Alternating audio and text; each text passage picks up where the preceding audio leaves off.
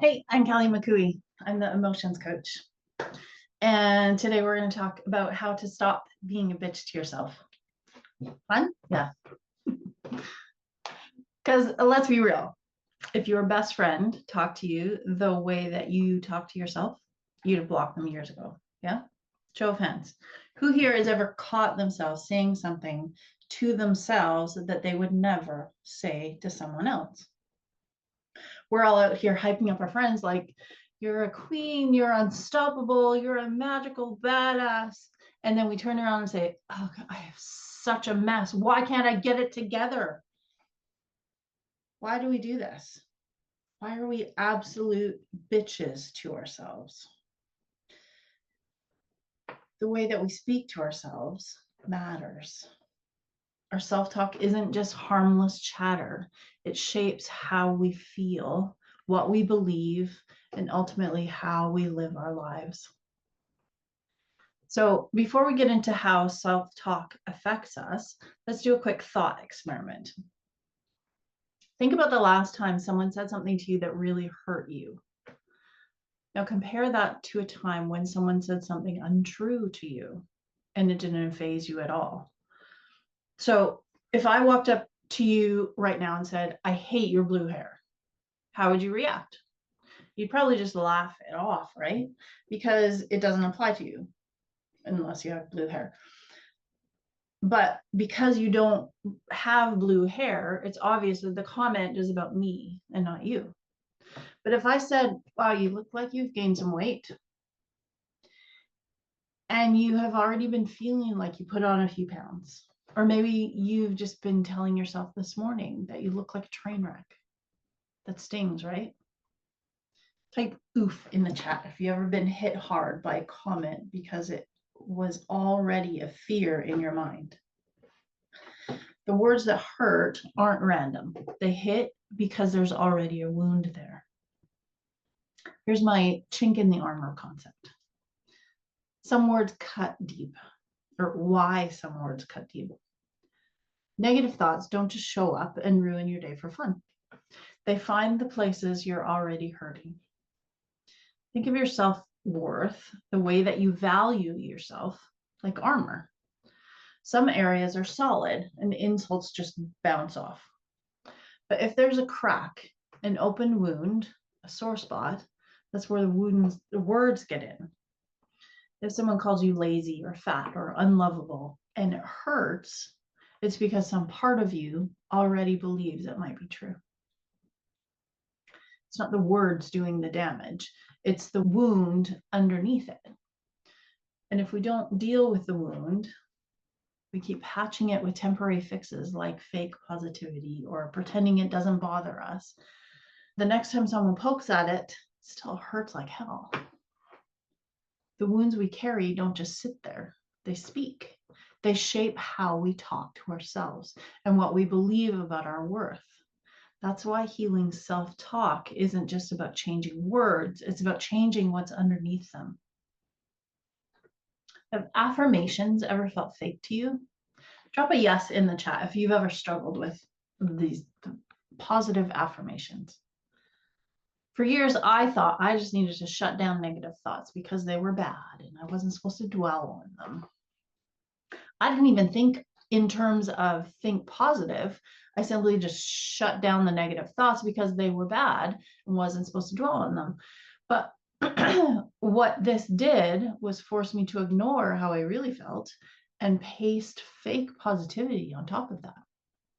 So I didn't even realize the negative emotions were under there. I just got really good at not thinking about it, not feeling it. I tried affirmations and journaling and all the good vibes only nonsense. But no matter how many times I told myself, I am strong, I am enough, I am unstoppable, my brain was like, sure, Karen. Because the real issue wasn't my thoughts, it was the pain underneath them. The truth is, you don't fix self-talk by slapping positivity over top of the wounds. You have to heal the wound itself, because when the wound heals, the words lose their power. And the way to heal that pain isn't by ignoring it, or forcing fake positivity. It's through self-compassion. Instead of shutting down those thoughts, we need to ask, what is the pain trying to tell me? What does this part of me need? So today we're not just going to talk about changing our thoughts. We're going to talk about healing what's underneath them so we can stop fighting the same inner battles over and over again. Yeah. Self-talk is not just words. It's an emotional mirror. Our inner dialogue reflects what we subconsciously believe about ourselves. It's like a mirror showing us the emotional patterns and self-perceptions we may not even be aware of. If you want to see really quickly what issues are currently driving decisions you make or affecting your moods, just start listening to how you talk to yourself. That will give you the 411 right now. Yeah? Drop it in the chat if you know what I'm talking about. Your struggles and the next hurdle you need to tackle aren't a mystery. They're laid out clearly in your inner dialogue. You just have to start listening with curiosity, just allowing those words and feelings to be there without judgment, and then asking questions. We don't talk to ourselves in a vacuum. Our self-talk is shaped by experiences, wounds, and deeply held beliefs. Beliefs are thoughts that have strong emotion attached to them. That's what they are. Those thoughts and then beliefs are formed in childhood and early life with our childish view of the world, the people around us, and what happens and why, and all of that stuff that we understand as children. We form beliefs about who we are and how much we're worth. But if we never stop to challenge those beliefs and do the work to heal the wounds that formed them way back then we continue to look for confirmation of those beliefs throughout our lives. And all throughout our lives, we confirm that belief over and over again, so that by the time we're 97, we're still living the same belief that we formed when we were 3. Not good. Our brains naturally delete, distort, and generalize information to make sense of the world.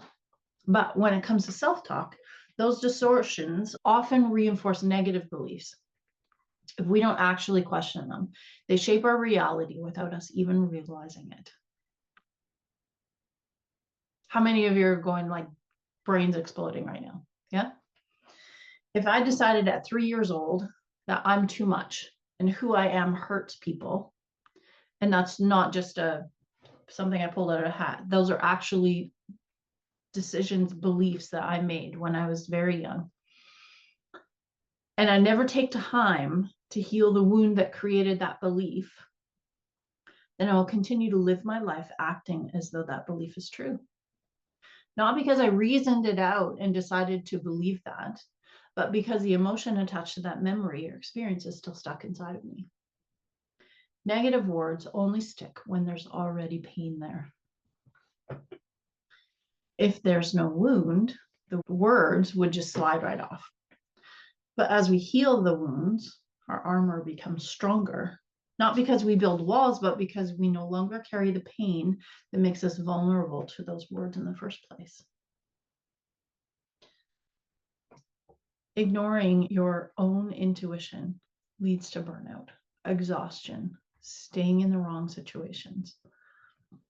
I spent so much of my life making decisions based on what I thought I was supposed to do, rather than what actually felt right.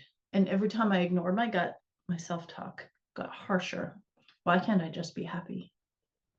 Why do you always have to make things difficult? The problem wasn't me.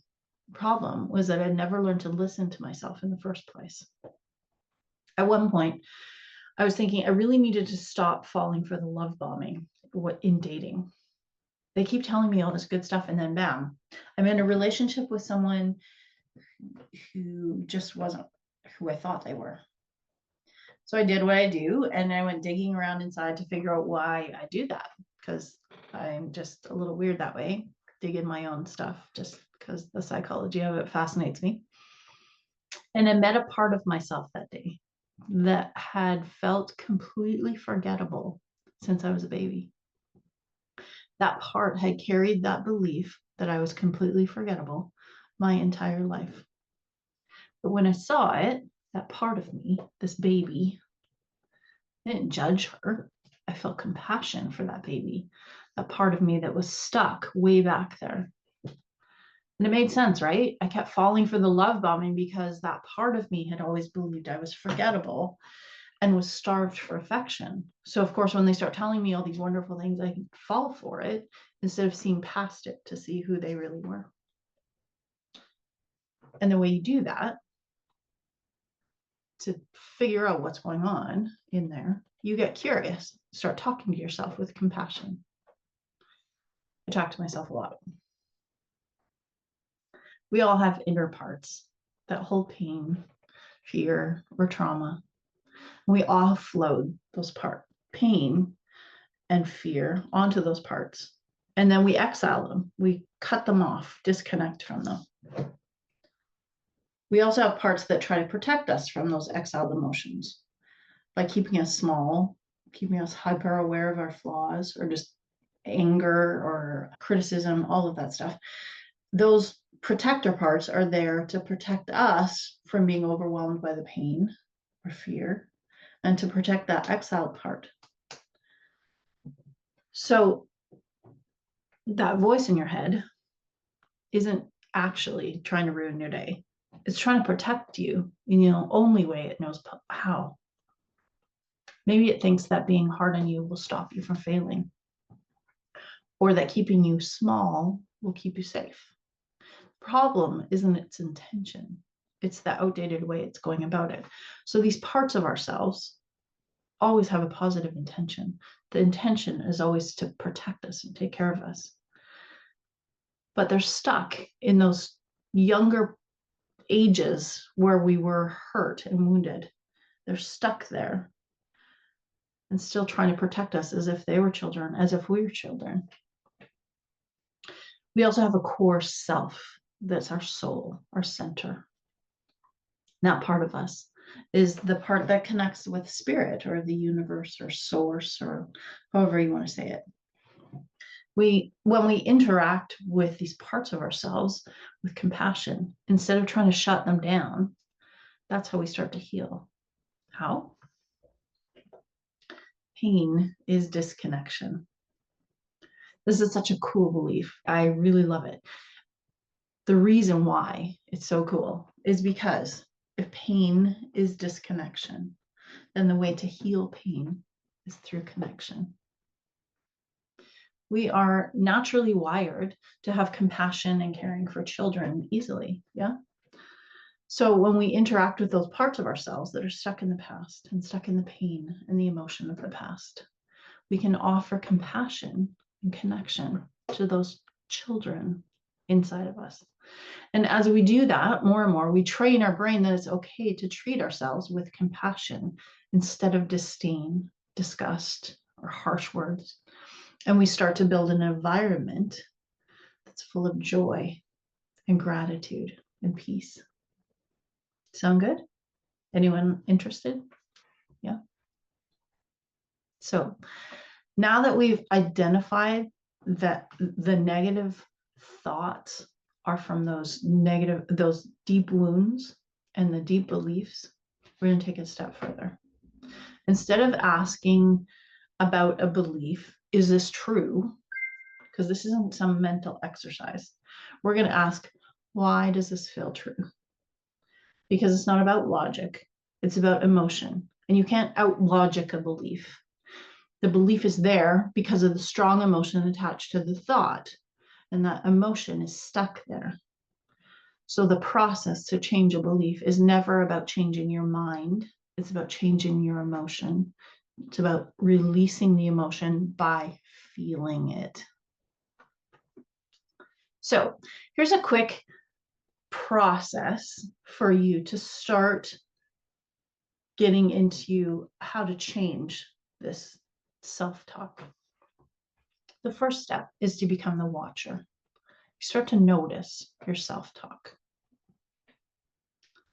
So quickly get a pen and paper if you don't already have one.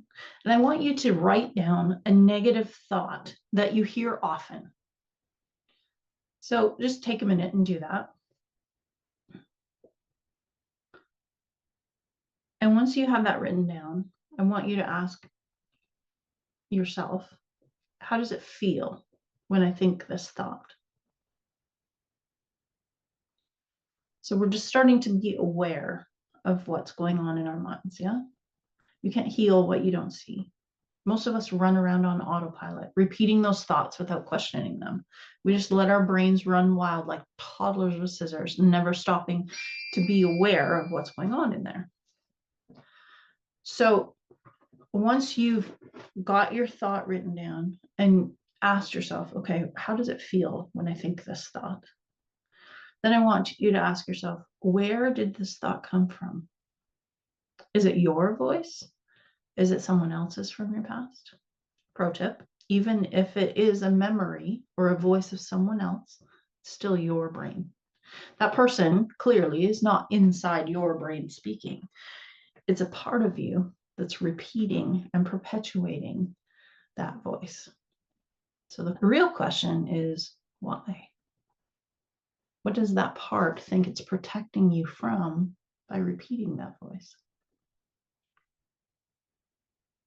So take a minute and write that thoughts down about that. Step 2, we're going to feel the emotion and find the wound. So we're shifting from logic to emotion. So instead of asking, is this true? We ask, why does this feel true? The pain behind the thought is the real issue, not the thought itself. So close your eyes and bring up that thought and notice where you feel it in your body. Ask yourself, where is the chink in my armor? Where did this wound start? So for me, I was working through one this morning. I was resisting something, and I noticed that it felt like a shard of like black glass or obsidian in my feeling of it. It felt cold and sharp. And when I thought, okay, where did this come from? Because the feeling of it was about betrayal, but not done in a on purpose to betray me, but to train me to be a certain way. And when I thought about where did this come from, it wasn't only just something that was experienced as a child, but that it had gone through my whole generations before me, something that just always there.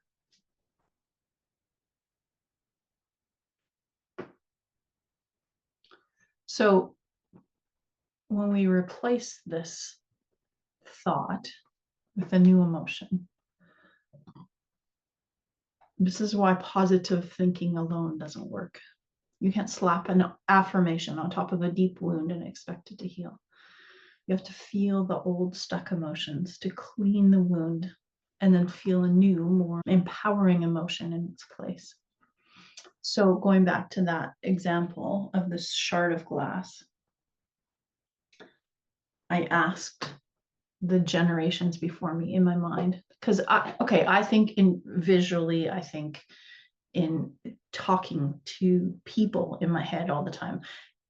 That's what works for me. It probably doesn't work for everyone. It doesn't work for everyone. You all think in different ways.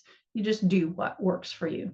But I'll just explain what I was experiencing.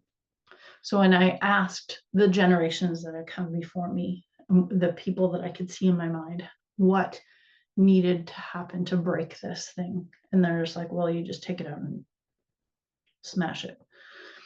Because my ancestors are apparently pretty straightforward. And then when I asked, what do you want to replace it with? And I held this shard of obsidian glass in my hand, and it changed into a plant, into this plant that grew in hard places like a weed. weeds just grow. They find a way. Doesn't matter what kind of ground they've been put in, they just find a way. But often those weeds, like a thistle, can be made into medicine. And this plant grew in my hand, and it became a plant that was medicine that I could use to give to people, to help them come out of their cages, like I had felt like I was stuck in a cage. This is not me saying, I'm wonderful, I'm so strong, I'm unstoppable. This is me dealing with the really deep stuff, changing the wounds into something positive. Yeah. Instead of forcing, I'm amazing, start, if you want to just start with how you're speaking to yourself, because I'm talking about really deep stuff and I like to live in the deep stuff. But if you want to just start with something much more easy, instead of an affirmation, instead of I'm amazing, you start with a feeling that's more believable. So if you try this with a statement that you don't believe, your brain is just going to call bullshit and show you all the reasons why you don't believe it. So we shift to a more neutral thought that's closer to what we want to be. So, for example, instead of I love my body, try I am me, and that's okay. See how different that feels? One feels like you're just overreaching, and it's just not true. One is connection. I am me, and it's okay. So choose one empowering thought that you wish you believe. And if that thought feels like a lie when you say it, change it to a more neutral thought until it feels like a healing statement, but one that you can believe. Close your eyes and feel into it. How would it feel if this were true? So the thing that you need to understand in all of this is that change happens when we feel the shift, not just think it. Yeah. So going forward, I want you to keep practicing this. Check in with those inner parts daily and ask, what do I need to hear today from yourself?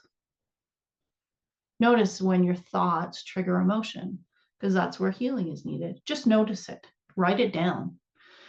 Maybe start keeping a notepad and make a note when you notice the trigger emotion so that you can get a bigger picture of where the wounds are. And this will give you a better idea, not only of where to work on healing, but also how to talk about it if you work with a coach or a therapist about it. If you're looking for someone to help you work through that, it's what I do. Happy to talk. My connection, my contact details are all included underneath here. So surround yourself with people who reinforce the empowering emotions in your life instead of tearing you down. If you don't have people like that, start looking for them. It is amazing to me how much when you open yourself to something, then the universe or source or whatever word you want to use provides what we need. Yeah. You just have to be open to it and start looking for it and start noticing. So, final question. What's one thing that you start saying to yourself differently today? I have a free workbook that you should have gotten a link to already for this session that will help you work through this more. It's called Your Brain is Being an Asshole. Let's fix that.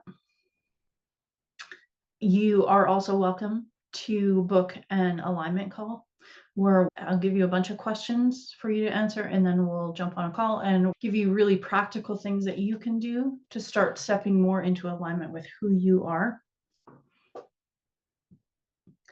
The most powerful thing that you can ever say to someone is, I see you. The most powerful thing you can say to yourself is the same: I see you. Thanks for being here.